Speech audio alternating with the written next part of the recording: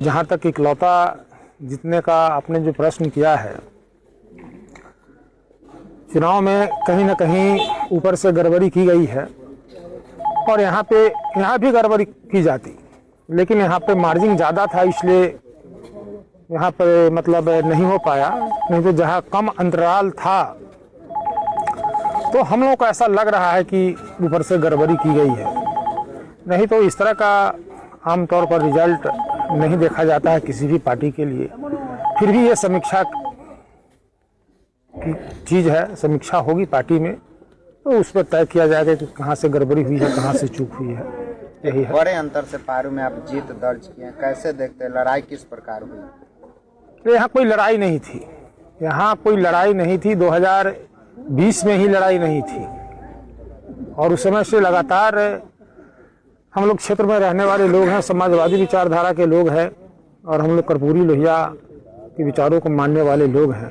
तो जो कर्पूरी लोहिया के विचारों को मानने वाले लोग हैं उनके लिए लड़ाई कुछ होती नहीं है, उनका लड़ाई हमेशा आसान ही रहता है।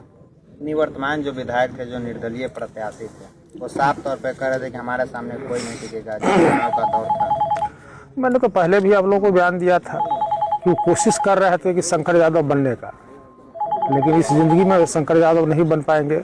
अब तो विधायक रहे नहीं, इसलिए ज़्यादा बोलना उन पर अब कहीं से उचित नहीं है। सभी उम्मीदवार यह बोल रहे थे कि शंकर यादव के जितना पारू के लिए अच्छा नहीं होगा। यह लगभग सभी पार्टी के उम्मीदवार और पार्टी का एक ही हमला चल रहा था। अच्छा, पार्टी के बोलने से क्या है?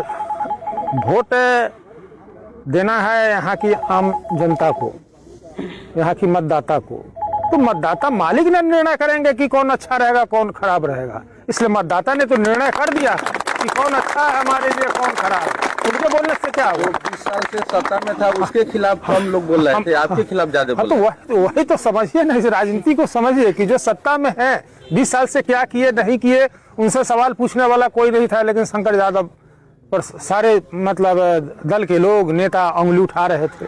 किस लिए उंगली उठा रहे थे तो उसका जवाब हम क्या देंगे? हमारी साथ जो जनता, पारू की महान जनता ने दे दिया। हम जीत कर आएंगे तो यहाँ पे सबसे पहले भ्रष्टाचार के बारे में सोचेंगे, भ्रष्टाचारियों का उजागर करेंगे। बिल्कुल भ्रष्टाचारियों को मैं यहाँ समाप्त करूंगा, वो मेरा निर्णय है और उस निर्णय के लिए चाहे जितना शंकर यादव को संघर्ष करना पड़ेगा सड़क पर संघर्ष करेंगे। लेकिन आप लोगों को भी दायित्व बनता है कि समय समय पर आप लोग पत्रकार हैं, सोशल मीडिया के साथी हैं, आप लोग भी बताने का हमको सहयोग करें, मतलब आप लोग सहयोग कीजिए इस काम में। और मैं निश्चित रूप से समझता हूं कि आम जनता जाए पारू प्रखंड या सरैया प्रखंड में अगर भ्रष्टाचार अगर कम नहीं दिखाई देता हो तो आप आकर मुझसे बताएं।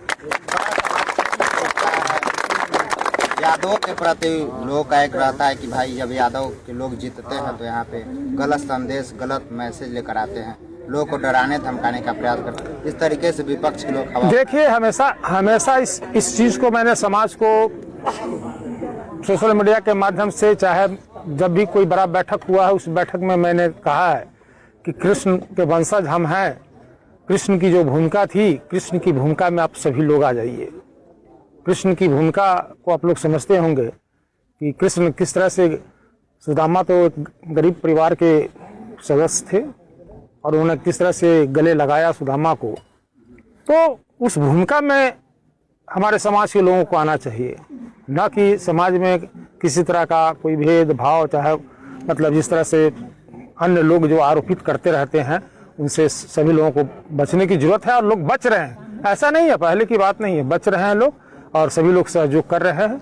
और किसी तरह की कोई गड़बड़ी होगी तो हम बैठे हैं, देखेंगे उसको।